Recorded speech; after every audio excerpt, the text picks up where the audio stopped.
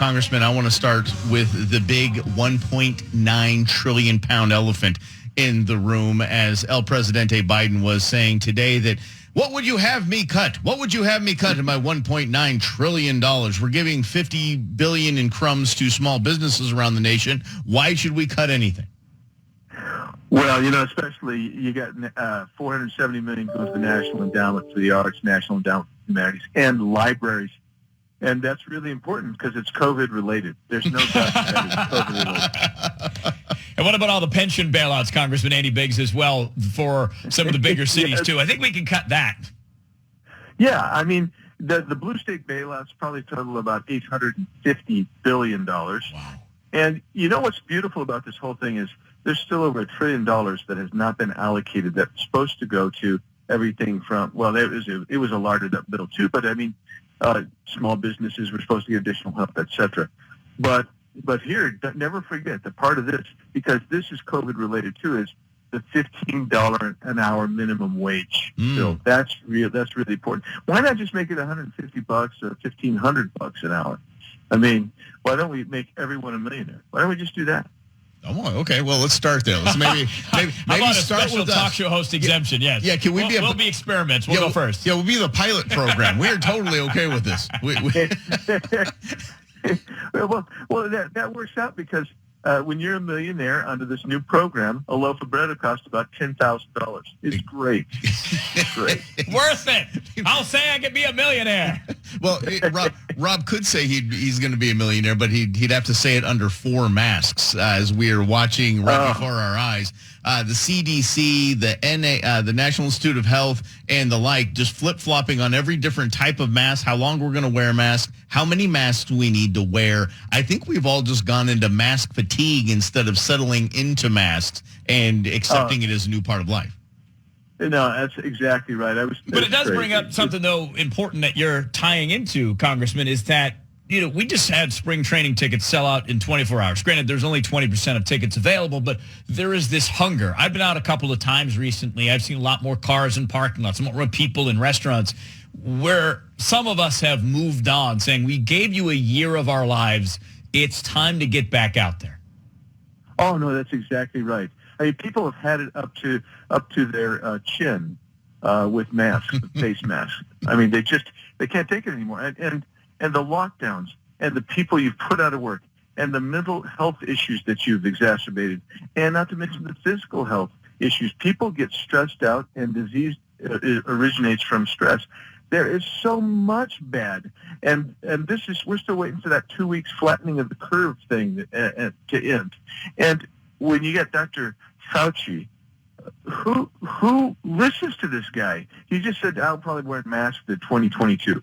That is just absolutely asinine, and you just can't wear enough masks, apparently. At some point, though, people do pass out because they can't get enough air through the masks.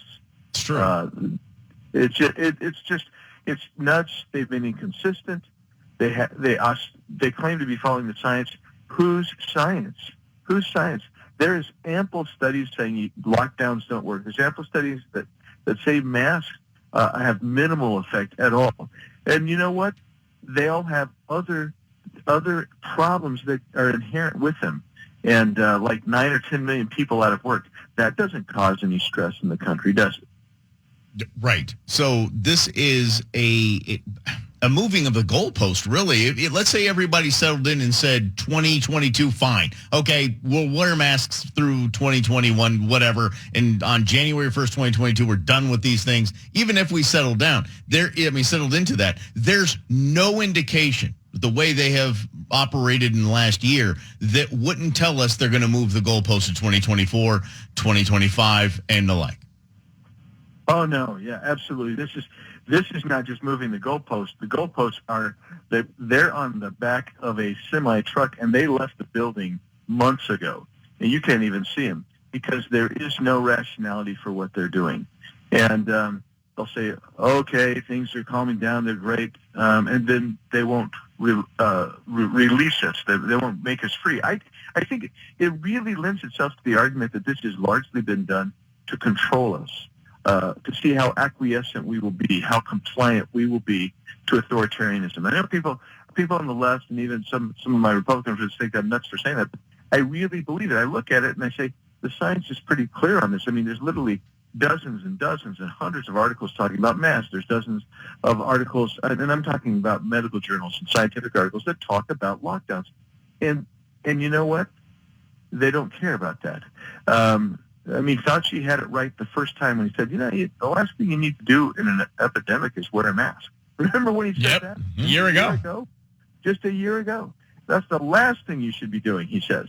And then maybe you wear one mask, and we'll just do it for a couple of weeks. And then next thing you know, maybe you need to wear 4 masks on your face and your nose and 2 on your ears.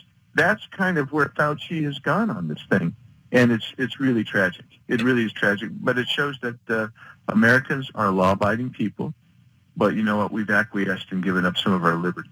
Well, especially in the process. Talk about Congressman Andy Biggs. Tonight, Joe Biden's going to have some type of candlelight vigil because we've passed the 500,000 death mark from COVID.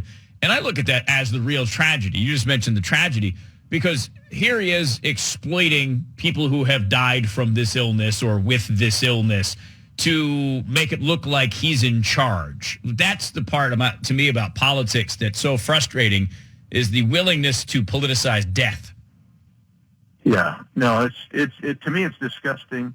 I'm not going because of that. I think it's too political. I think it's being designed actually to try to distract from the 100,000 people that have died supposedly since he's been in office.